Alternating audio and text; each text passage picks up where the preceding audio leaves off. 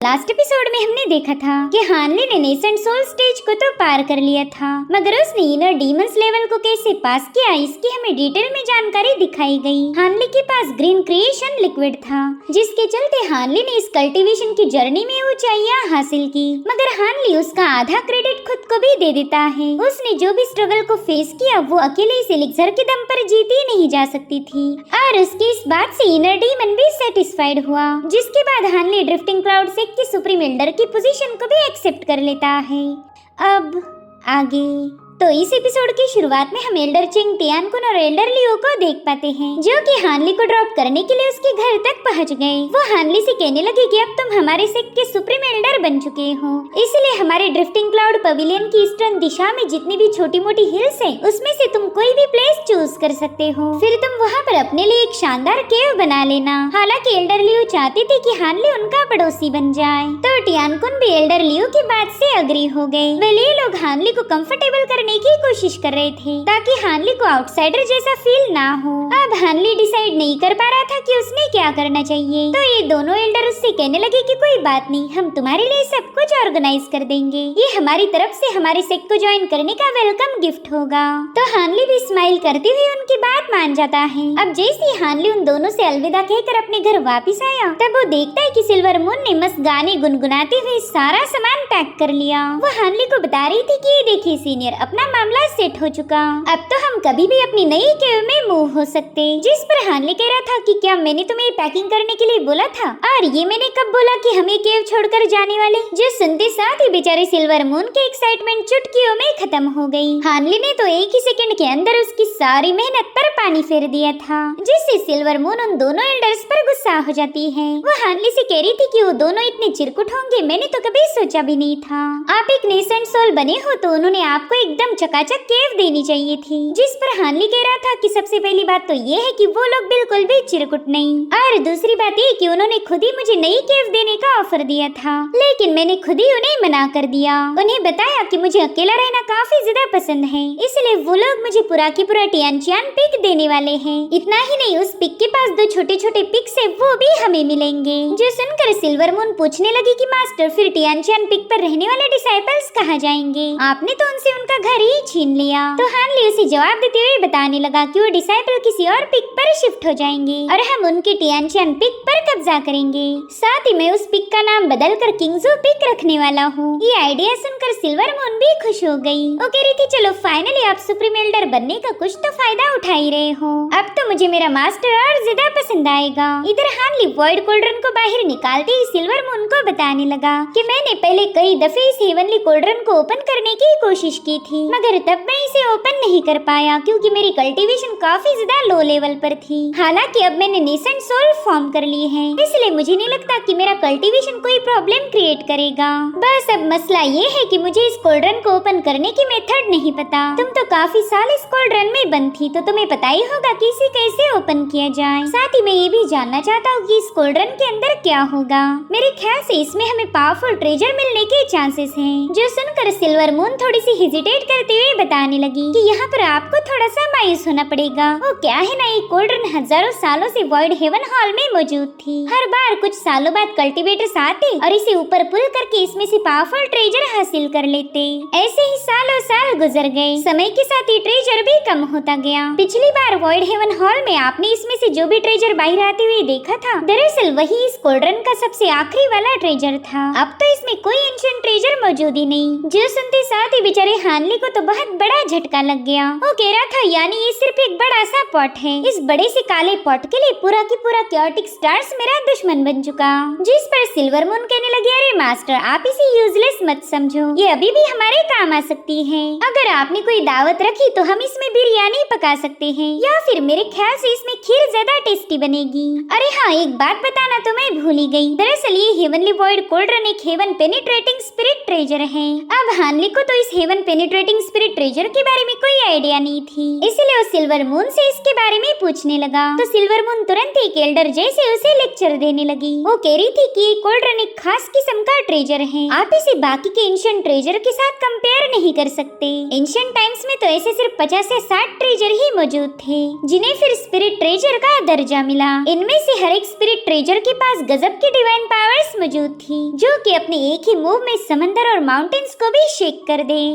जब जब ऐसे स्पिरिट ट्रेजर इस दुनिया में अपीयर हुए, तब हमेशा ही ऐसे ट्रेजर्स को हासिल करने के लिए कल्टिवेटर्स ने आपस में ही फाइट की, और इस हेवनली कोल्ड्रन के लिए भी इस दुनिया में कियास मचा था। बस मुझे ये नहीं पता कि इसके पास किस तरह की डिवाइन एबिलिटी होगी, मगर इतना तो मैं गारंटी के साथ कह सकती हूँ कि ये कोल्ड्रन काफी ज्यादा पावरफुल है। ये ब्लू आइस फ्लेम के साथ ही इस दुनिया में अपीयर हुई थी, और आपको तो पता ही होगा कि ब्लू आइस फ्लेम्स कितनी ज्यादा खतरनाक होती है। कोई भी कल्टिवेटर इनके सामने टिक नहीं पाता। ये सब सुनकर हानली भी सोच में पड़ गया। वो कह रहा था कि जब वाइड हेवन हॉल में इस कोल्ड्रन को बाहर पुल किया गया, तब इसके साथ ही आइस फ्लेम का वहाँ पर एक ब्लास्ट हो गया। अगर सच बताओ तो उन कोल्ड आइस फ्लेम्स ने उस पूरी जगह को तबाह कर दिया था। पहले तो हमें ये लगा था कि इन आइस फ्लेम्स को एंशिएंट कल्टिवेटर्स ने इस कोल्ड्रन को प्रोटेक्ट करने के लिए वहाँ पर सेटअप किया होगा, मगर आज पता चल रहा कि कोल्ड आइस फ्लेम्स तो इस कोल्ड्रन का ही हिस्सा है। तभी सिल्वर मून उसे बताने लगी कि लास्ट टाइम इन्हें आइस फ्लेम के ट्रिगर होने से ही मैं इस कोल्ड्रन से बाहर निकल पाई थी, इसलिए अगर आप इन आइस फ्लेम्स को रिफाइन कर लो तो शायद आप इस कोल्ड्रन को भी ओपन कर पाओगे, और अगर आप इसमें फेल भी हो गए तो कोई मसला नहीं, आप इस हेवनली कोल्ड्रन को घुमा घुमा कर अपने दुश्मनों के सिर पर पटक देना, और फिर भी उनका सिर नहीं फूटा तो इस सिल्वर मून का नाम बदल दो। लोग तो इसके सिर पर पड़ते ही आपके सामने हार मान जाएंगे। हानली को तो ये लास्ट वाला ऑप्शन ज्यादा खास नहीं लगा, वो तो बस इस कोल्ड्रन से कोई ना कोई फायदा उठाना चाहता है।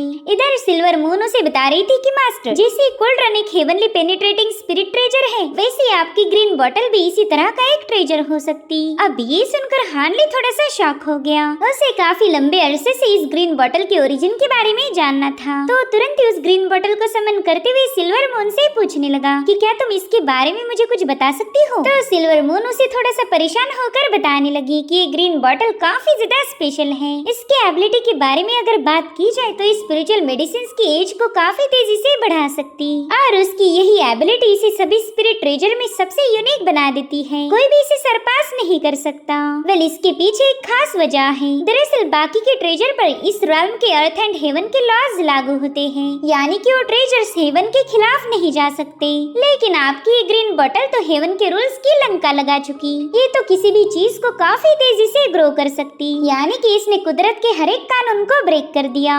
इसका सीधा मतलब ये होगा कि ये बॉटल इस दुनिया से बिलोंग नहीं करती। एक तो स्पिरिट वर्ल्ड से आई होगी, या फिर उससे भी हायर लेवल पर मौजूद इमॉर्टल वर्ल्ड से बिलोंग करती होगी, क्योंकि सिर्फ वहाँ के लोग ही ऐसा यूनिक ट्रेजर रिफाइन करने की एबिलिटी रखते हैं। हानली को तो ये सारी बातें काफी ज्यादा इंटरेस्टिंग लग रही थी। सिल्वर मून उससे कहने लगी कि देखो मास्टर, अब मुझसे ये मत पूछना कि मैं इतना सब कैसे जानती हूँ, क्योंकि इसका जवाब तो मेरे पास भी मौजूद नहीं। हो सकता है कि ये मेरे पास लाइफ की मेमोरीज हो। इधर हानली स्पिरिट वर्ल्ड और इमॉर्टल वर्ल्ड के बारे में ही सोच रहा था। उसे पहली बार पता चला कि इस रॉल्म के ऊपर भी और रॉल्म मौजूद है, जैसे कि स्पिरिट वर्ल्ड और उसके हायर लेवल पर था इमॉर्टल वर्ल्ड। इसलिए वो तुरंत ही उस कोल्ड्रन को अपने स्टोरेज बैग में रखते हुए सिल्वर मून से कहने लगा कि चलो अब मुझे क्लोज डोर कल्टीवेशन में जाना पड़ेगा, ताकि मैं अपनी रॉल्म पावर को ठीक से स्टेबल कर पाऊँ। इतना ही नहीं, मुझे अपने नेसेंट सोल को भी स्ट्रॉन्ग बनाना होगा। तो जब तक कोई पहाड़ नहीं टूटता या फिर कोई कयामत नहीं आती, तब तक मुझे डिस्टर्ब मत करना। इतना कहते साथ ही हानली वहाँ से गायब हो चुका था। सिल्वर मून कहने लगी, वाह मास्टर हो तो ऐसा, जब भी इन्हें किसी चीज पर डाउट होता है ये सीधे क्लोज डोर कल्टीवेशन में चले जाते। मगर कोई ना, सिल्वर मून यहाँ पर सब कुछ हैंडल कर लेगी। और उतने में वो देखती कि नाइनकॉल जिनसिंग के खरगोश ने उसके सारे काम बढ़ा दिए हैं। इसलिए तो सिल्वर मून इस खरगोश के हाथ धोकर पीछे पड़ी है। वो बस इसे भूनकर खाना चाहती थी। अब हमें कुछ महीने बाद की कहानी दिखाई गई, जहाँ पर हानली की नेसेंट सोल काफी ज्यादा स्ट्रॉन्ग बन चुकी थी। अब हानली इस सोल को बड़ी आसानी से कंट्रोल कर पाएगा। काफी महीनों से हानली अपनी क्लोज डोर ट्रेनिंग में बिजी था। तभी एक दिन सिल्वर मून उससे मिलने के लिए पहुंच गई और दरवाजे के बाहर हानली का इंतजार कर रही थी। तभी हानली वहाँ पर पहुंच गया। वो उससे पूछता है, चलो बताओ अब कौन सी कयामत आई थी जिसे तुम हैंडल नहीं कर पाई। तो सिल्वर मून उसे बताती है, मास्टर वैसे कोई बड़ा प्रॉब्लम तो नहीं हुआ, बस एक छोटी सी दिक्कत हुई थी। देखो जब आप क्लोज डोर कल्टीवेशन में गए उसके ठीक 15 दिन बाद मू पिलिंग आपसे मिलने आई थी। अब देखो मास्टर, वैसे तो मैं उसे भगाना चाहती थी, लेकिन अब वो आपकी पुरानी पुरानी दोस्त है, इसलिए मैंने सोचा क्यों ना उस बंदी से थोड़ी सी बात की जाए। तो मैंने ट्रांसफॉर्मेशन टेक्निक का यूज करते हुए आपका फॉर्म ले लिया। वैसे हमने ज्यादा गप्पे नहीं मारी, लेकिन बातें बहुत हुई थी। और अब हमें सिल्वर मून और मू पिलिंग की वो मीटिंग दिखाई गई, जहाँ पर सिल्वर मून हानली का फॉर्म लेकर उससे मिलने पहुँच गई थी। मू पिलिंग तो हानली को अपने सामने देखकर तुरंत ही उससे माफी मांगने लगी। वो कह रही थी कि उस वक्त मैं आपकी ताकत को पहचान नहीं पाई और इसीलिए आपको जूनियर जैसा ट्रीट किया। अगर आपको मेरी किसी भी बात का बुरा लगा हो तो प्लीज मुझे माफ कर दीजिए। अगर मुझे पता होता कि आप इतनी ज्यादा हायर लेवल पर हो तो शायद मैं कभी आपको ऑफेंड ना करती। वेल, आज मैं आपके पास एक रिक्वेस्ट लेकर आई हूँ। दरअसल मुझे आपकी मदद की जरूरत है। अगर इस बार सीनियर मेरी हेल्प कर दे तो मैं उनका एक काइंडनेस रिपे करने के लिए अपनी जान भी दे सकती हूँ। ये सारी बातें सुनकर सिल्वर मून तो दिल ही दिल में काफी ज्यादा खुश हो रही थी। बस अब उसे ये जानना है कि मू पिलिंग को उससे कौन सी मदद चाहिए। और तुरंत ही अपना दिमाग चलाने लगी कि कहीं ये बंदी मेरे मास्टर की डिसाइपल तो नहीं बनना चाहती। अगर ऐसी बात है तो फिर ये फैसला मेरे मास्टर करेंगे। इसलिए सिल्वर मून मू पिलिंग से कहने लगी कि अगर तुम मेरी डिसाइपल बनना चाहती हो तो भूल जाओ, मैं कभी कोई डिसाइपल एक्सेप्ट नहीं करता। अब इस सारी कहानी सिल्वर मून ने हानली को सुना दी थी। साथ ही वो हानली को देखकर काफी ऑकवर्ड सी स्माइल करने लगी। तो हानली समझ गया कि असली मुद्दा तो अभी तक इसने मुझे बताया ही नहीं। इसलिए वो कहता है चलो सिल्वर मून, अब वो बात भी बता दो जहाँ पर तुमने मसला किया था। इसलिए उसे मस्का मारते ही कहने लगी कि अरे वाह, मेरे मास्टर तो सब समझ जाते। वैसे कोई मसला तो नहीं हुआ था, बस एक छोटू सी एकदम इत्तू सी सिचुएशन क्रिएट हो चुकी है। और अब हमें वो सिचुएशन दिखाई जाती है जहाँ पर मास्टर फेंग अपने बेटे को लेकर हानली से मिलने आए थे। वो अपने बेटे फेंग जियांग को डांटते हुए कहने लगे कि अभी सारे ख्याल अपने दिमाग से निकाल दे, वरना मार मार की तरह भरता बना दूंगा।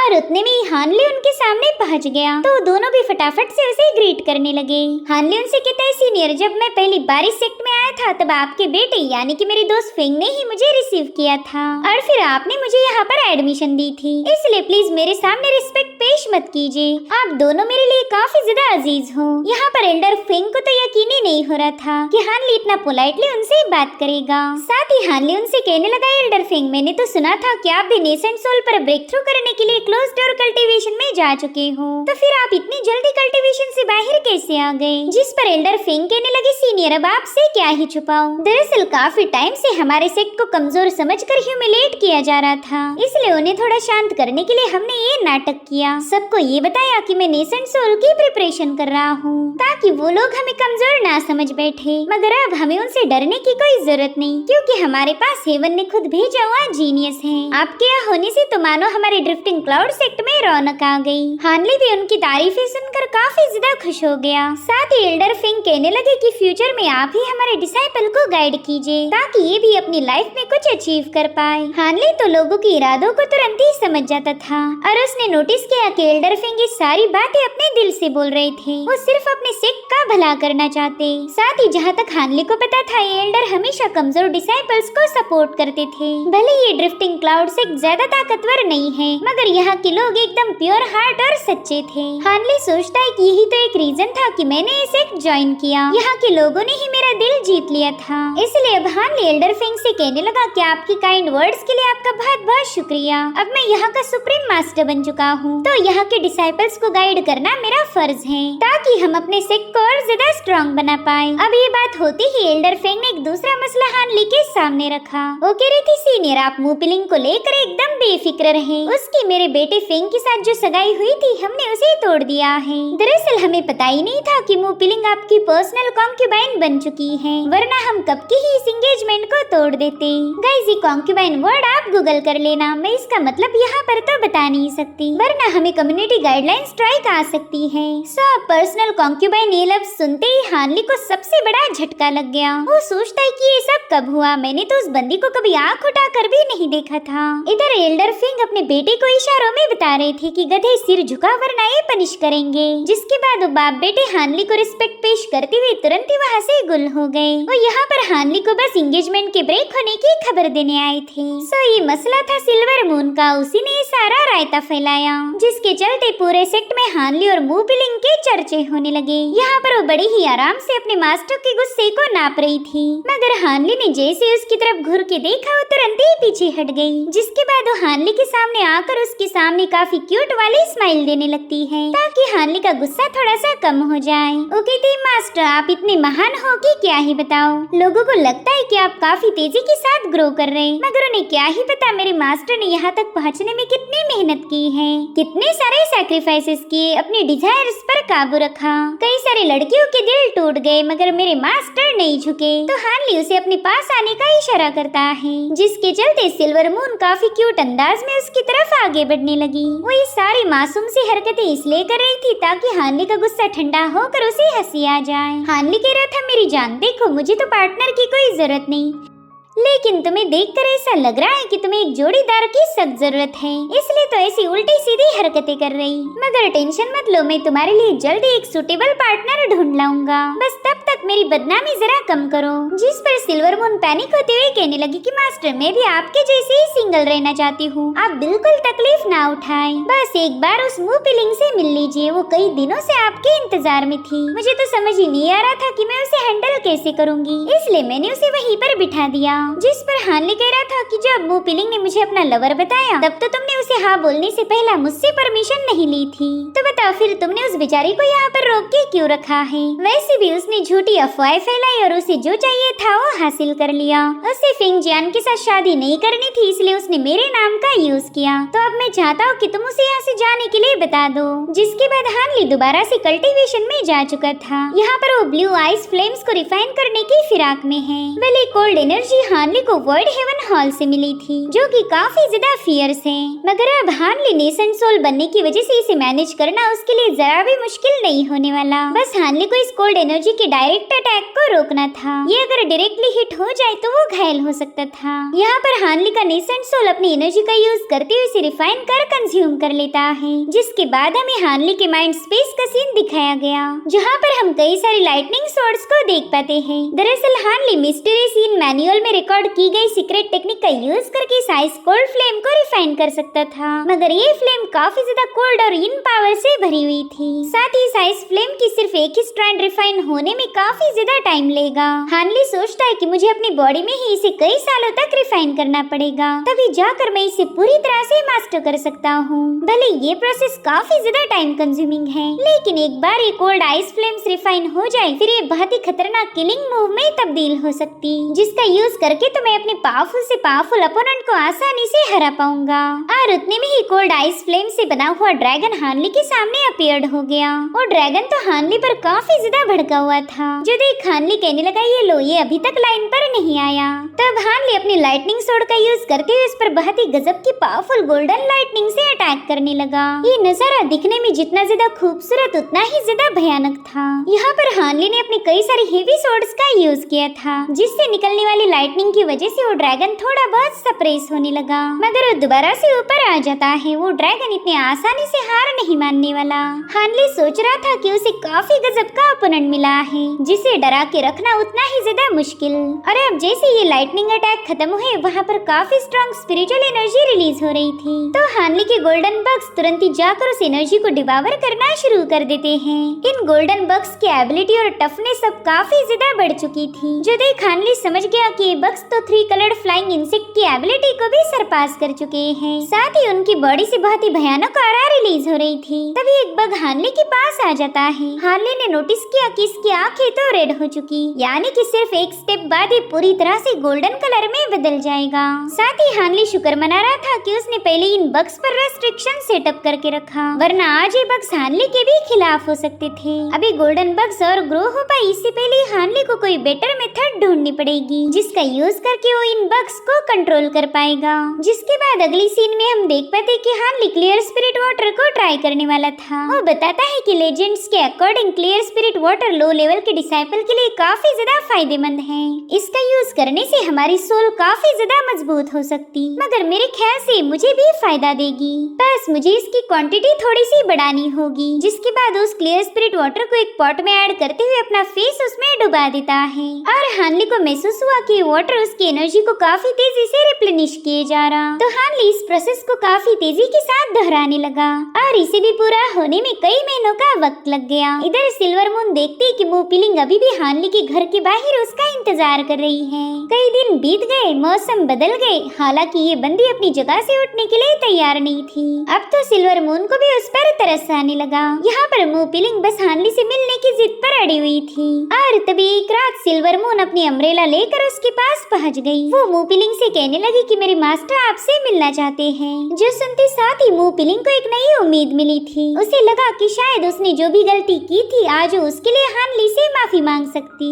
साथ ही वो सिल्वर मून को देखकर भी थोड़ी सी कंफ्यूज थी, क्योंकि जितने बार भी इन दोनों की मुलाकात हुई उस वक्त हमेशा सिल्वर मून हानली के ही फॉर्म में थी। और पता है कि मू पिलिंग हानली से मिलने पहुंच चुकी थी। वो तुरंत ही हानली को सीनियर हान कहते हुए ग्रीट करने लगी, जिस पर हानली कह रहा था सीनियर मू पिलिंग आपसे मिलकर तो एक अरसा बीत गया। मैं कई सालों तक क्लोज डोर कल्टीवेशन में बिजी था और जैसे कल्टीवेशन से बाहर आया तभी मुझे एक खबर मिली कि मैंने एक लड़की को अपनी कॉन्क्यूबाइन बनाया और उसी के चलते उसका रिश्ता टूट गया। अगर सच बताओ तो कल्टीवेशन से बाहर आते ही ऐसी भयानक खबर मिलना किसी हार्ट अटैक से कम नहीं होता। तो मू पिलिंग हानली से कहने लगी कि ये सब मेरी वजह से हुआ। आपकी रेपुटेशन मेरी वजह से पूरी तरह से डैमेज हो गई, तो प्लीज मुझे पनिश कीजिए। जिस पर हानली गुस्से में कहने लगा कि रेपुटेशन की बातें ना ही करो तो बेहतर होगा। जब मैं स्पिरिचुअल गार्डन में काम करता था तब तुमने मेरे साथ अच्छी दोस्ती की, साथ ही मैंने भी अपनी कल्टीवेशन तुमसे छुपा के रखी, इसलिए हमारे सेक्ट के लोग मेरे बारे में काफी सारे रूमर्स फैला रहे। उन्हें लगता है कि मैंने तुम्हारा मिसयूज किया।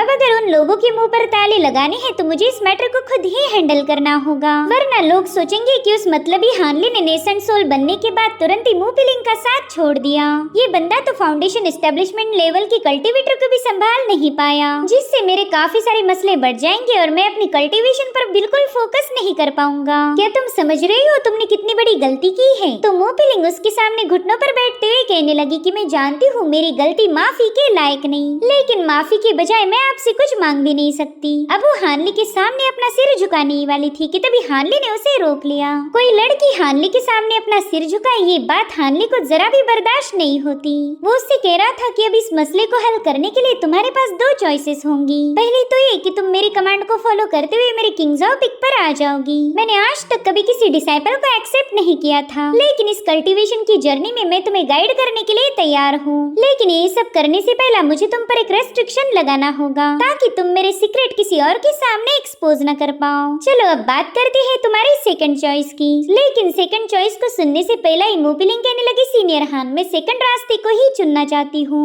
यहाँ पर हानली काफी ज्यादा हैरान था क्योंकि मू पिलिंग उसकी कॉन्क्यूबाइन बनने के लिए तैयार है। तो हानली उससे कहने लगा मू पिलिंग एक बार फिर से सोच लो, किसी की कॉन्क्यूबाइन बनना इतना आसान नहीं होता। तुम्हें पब्लिकली इसी नाम से जाना जाएगा। अभी भी कुछ बिगड़ा नहीं, तुम अपने डिसीजन को चेंज कर सकती हो। हालांकि मू पिलिंग ने इसके लिए मना कर दिया। वो हानली को बताने लगी कि मैंने बचपन में इस सेक्ट को ज्वाइन किया था, पूरे दिल से कल्टीवेशन की बात को अपने गले लगा लिया। यहाँ पर उगने वाली घास का हर एक पत्ता भी मेरे लिए फैमिली से कम नहीं था। मैंने इस ड्रिफ्टिंग क्लाउड सेक्ट को अपनी दुनिया बना ली। लोग मेरे बारे में क्या सोचते थे इससे मुझे कभी फर्क नहीं पड़ा, लेकिन फिर हमारे सेक्ट ने डिसीजन लिया कि मुझे फेंग जियान के साथ शादी करनी होगी। उनके अलायंस की वजह से मेरी आजादी मुझसे छीनी जाएगी और मुझे जबरदस्ती एक ऐसे बंदे के साथ अपनी लाइफ को स्पेंड करना पड़ेगा जिसे मैं जरा भी पसंद नहीं करती। इन सब चीजों ने मुझ पर काफी बड़ा इम्पैक्ट किया और इसीलिए मुझे मजबूर होकर सीनियर हान का नाम यूज करना पड़ा। और ये सब मैंने सिर्फ इसलिए नहीं किया क्योंकि मैं शादी से पीछा छुड़ाना चाहती थी, बल्कि ये मैंने इसलिए किया क्योंकि आपके साथ बिताया हुआ हर एक पल मेरे लिए प्रेशियस था।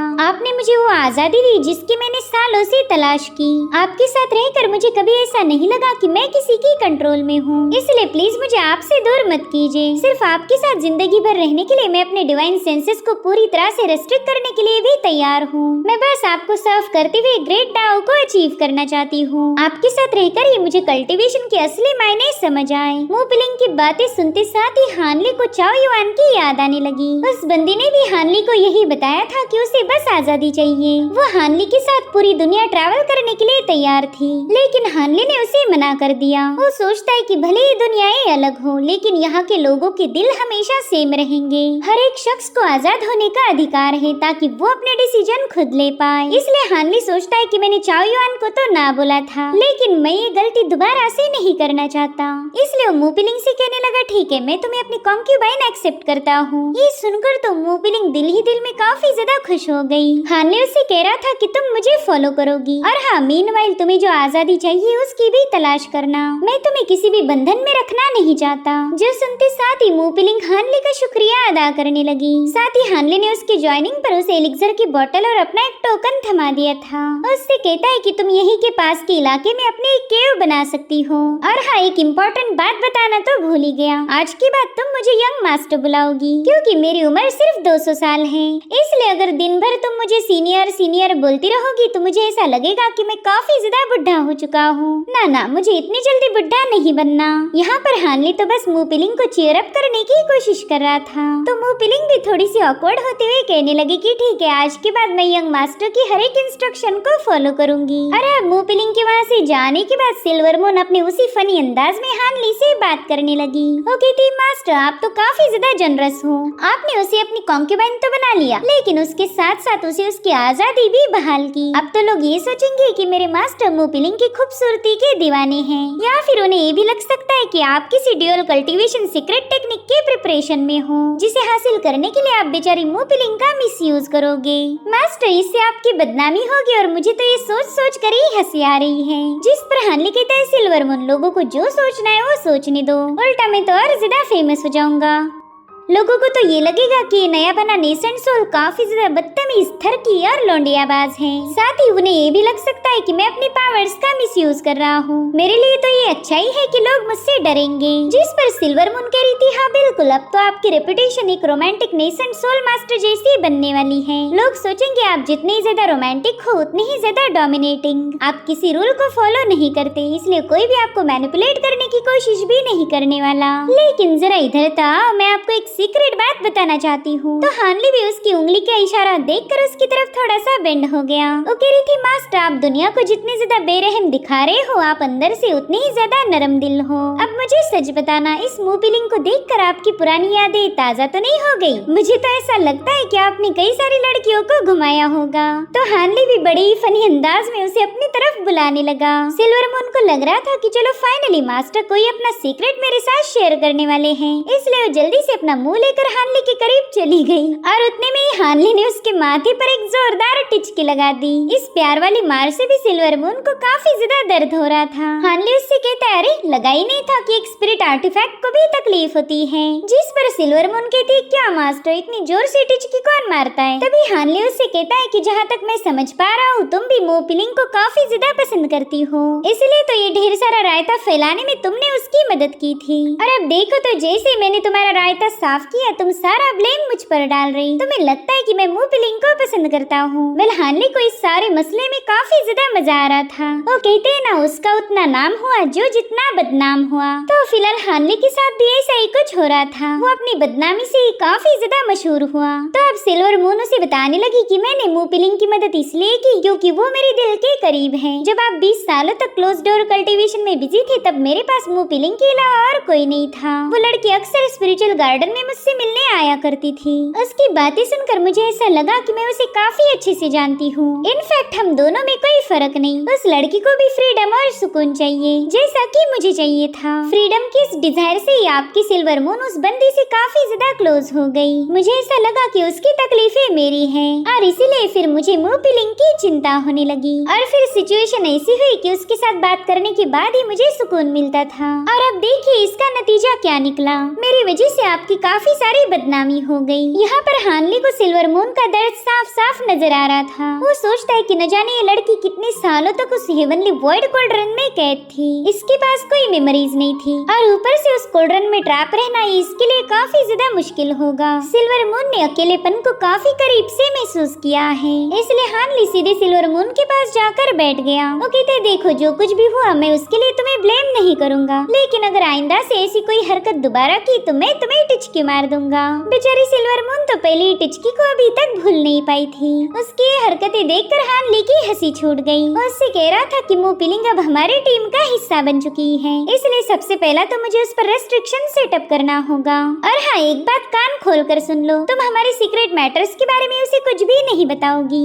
उसे जितनी कम चीजें पता होगी उसके लिए ये अच्छा रहेगा। जितने ज्यादा साल वो हमारे साथ रहेगी हम उसके कैरेक्टर को उतने ही अच्छे से समझ पाएंगे। ये सारी बातें सुनकर सिल्वर मून हाँ में हाँ मिलाई जा रही थी। और तभी हानली उससे कहता है कि तुम्हारी वजह से ही सारा रायता फैला। जो सुनते साथ ही सिल्वर मून उससे दूर भाग गई। हानली उससे कहता है कि अब तुम्हें ये सारी बातें उसे समझानी होगी। कौन सी बातें उसके साथ शेयर करनी है और कौन सी सीक्रेट रखनी है ये तुम तुम्हारा देख लेना। बस मेहरबानी करके मुझे किसी और मैटर में इन्वॉल्व मत करना, वरना तो सबसे पहला मैं तुम्हारी ही क्लास लगाऊंगा। जो सुनते साथ ही सिल्वर मून अजीब सी स्माइल करते हुए हाँ बोलने लगी, जिसके बाद वो अपनी उसी फनी अंदाज में वहाँ से रवाना हो गई। इधर हानली सोच रहा था कि शायद अब मेरी जिंदगी में काफी कुछ होने वाला है। मैं शुरू से ही अकेला था, लेकिन शायद अब मेरी जिंदगी में खुशियाँ आने वाली हैं। दरअसल मू पिलिंग और सिल्वर मून ने हानली के लोनलीनेस को दूर किया था। पहले हद से ज्यादा रिजर्व रहने वाला हानली अब खुल के बात करने लगा था और फॉर द फर्स्ट टाइम ये फीलिंग हानली को पसंद आई। जिसके बाद वो सोचता है कि चलो अब कल्टीवेशन पर ध्यान देना चाहिए। उसने अपनी सोड मैनुअल को बाहर निकाल लिया था। इस अजूर सोड मैनुअल में पहला 10 लेयर तक ही सोड टेक्निक अवेलेबल थी, लेकिन जैसे ही हानली नेसेंट सोल स्टेज पर पहुंचा उसमें एक नई टेक्निक अपीयर हुई थी। हानली बताता है कि जब मैं नेसेंट सोल नहीं बना था तब तो इस टेक्निक को मैं क्लियरली देख भी नहीं पाया था। शायद ये इस सोड मैनुअल की खूबी है, ये कल्टीवेटर्स को ज्यादा लालच नहीं दिखाती। अगर किसी ऑर्डिनरी कल्टीवेटर को ये सोड टेक्निक नजर आती तो वो इसे हासिल करने की कोशिश करता और फिर वो अटेम्प्ट करते हुए उसकी जान चली जाती। इसीलिए अजूर सोड मैनुअल कल्टीवेटर्स को बस वही टेक्निक दिखाता है जो कि उनके लिए सुटेबल होगी। जिसके बाद हानली ने इस नई मिली सोड टेक्निक को स्टडी करना शुरू कर दिया। यहाँ पर उसने अपनी लाइटनिंग बैम्बू सोर्ड्स को समन कर लिया था और उस मैनुअल को फॉलो करते हुए हानली ने वहाँ पर एक बहुत ही खूबसूरत सा फॉर्मेशन सेटअप कर लिया, जिसमें देखते ही देखते कई सारे bamboo lightning swords add on होने लगी। हानली ने तुरंत ही पहचान लिया कि ये तो है द गैंग सोर्ड फॉर्मेशन, जिसे द ब्राइट सोर्ड फॉर्मेशन के नाम से भी जाना जाता था। एक ऐसी डिवाइन टेक्निक है जिसमें हम एक सोर्ड फॉर्मेशन बनाकर सोर्ड की एनर्जी को यूज कर सकते हैं और जैसे जैसे सोर्ड की क्वांटिटी बढ़ेगी ये फॉर्मेशन उतना ही ज्यादा खतरनाक बन जाएगा। हानली को याद आता है कि उसकी पहली सोर्ड का नाम था गोल्डन बैम्बू लाइटनिंग सोर्ड और फिर जब इसमें और तलवारी मिलाई गई तभी बनी sword shadow light division technique. इसी टेक्निक का जिक्र अजूर सोर्ड मैनुअल में किया गया था, तो हानली ने इसी मैनुअल का यूज करते हुए उसे मास्टर कर लिया। आज वही बेसिक टेक्निक इस सोर्ड फॉर्मेशन को बनाने में उसके काम आएगी। यहाँ पर हानली 72 लाइटनिंग सोर्ड्स को मैनिफेस्ट कर सकता था और फिर इससे एक ऐसा फॉर्मेशन बनेगा जिसमें 360 तलवारों की लाइट होगी। अगर हानली ने किसी नेसेंट सोल वाले कल्टीवेटर पर इस फॉर्मेशन का यूज किया तो बंदा जरूर से घायल हो जाएगा, लेकिन सिर्फ घायल करना हानली को पसंद नहीं। वो कभी किसी घायल शेर को जिंदा नहीं छोड़ता। अगर इस सोर्ड फॉर्मेशन को और भी ज्यादा भयानक बनाना है तो हानली को इसे काफी अच्छे से मास्टर करना होगा ताकि इसमें वो ब्रेक थ्रू कर पाए। अगर हानली इसमें कामयाब हो गया तो ढेर सारी सोर्ड लाइट को समन कर पाएगा और इससे किसी भी पावरफुल नेसेंट सोल कल्टीवेटर को मारना उसके लिए काफी ज्यादा आसान हो सकता है।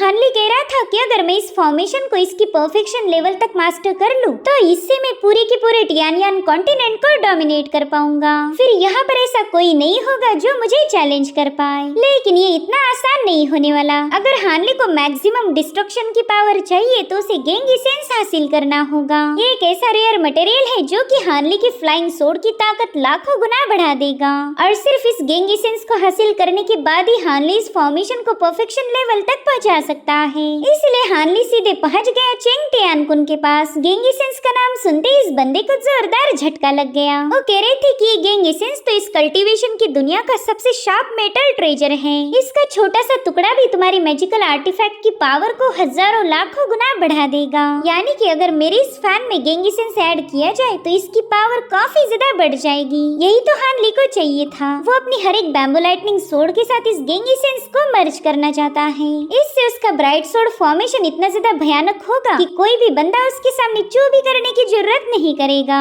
एल्डर चेंग टियानकुन बताने लगे कि गैंग एसेंस उन लोगों के लिए काफी ज्यादा फायदेमंद है जिनके पास फ्लाइंग नाइफ या सोर्ड्स हो। अगर तुम्हारा इनेट मैजिक वेपन एक सोर्ड है तो तुम्हें ढेर सारे गैंग एसेंस की जरूरत पड़ेगी। देखो मेरे दोस्त, अगर हमारे ड्रिफ्टिंग क्लाउड सेक के पास वो गैंग एसेंस होता तो मैं कब का उसे तुम्हारे हवाले कर देता। ऐसा प्रीमियम मटेरियल तो आसानी से किसी को नहीं मिलता। मेरे ख्याल से मैंने हेवनली डाओ अलायंस के पास जाना चाहिए। मैं अलायंस के लीडर लॉन्गहान और फेंग बिंग से बात करूंगा, शायद वो इस मसले में हमारी हेल्प कर सकते हैं। जो सुनते साथ ही हानली चेंग टियानकुन का शुक्रिया अदा करने लगा। उनसे कह रहा था, सीनियर, आपका ये एहसान मैं जिंदगी भर नहीं भूलूंगा। जिस पर चेंग टियानकुन हंसते हुए कहने लगे कि प्लीज ऐसी बातें मत करो, अब तुम हमारे फैमिली के मेंबर बन चुके हो, इसीलिए तुम्हारी जरूरतों का ख्याल रखना हमारा फर्ज है। अब जैसे मास्टर ने डोर ओपन किया, वहाँ पर एल्डर लियो पहुँच गए। वो हानली को बताते हैं कि मैं तुम्हारी केव गया था, लेकिन तुम वहाँ पर थे ही नहीं। दरअसल मेरे पास ये मटेरियल है, तो प्लीज इसे मुंह पिलिंग तक पहुँचा देना।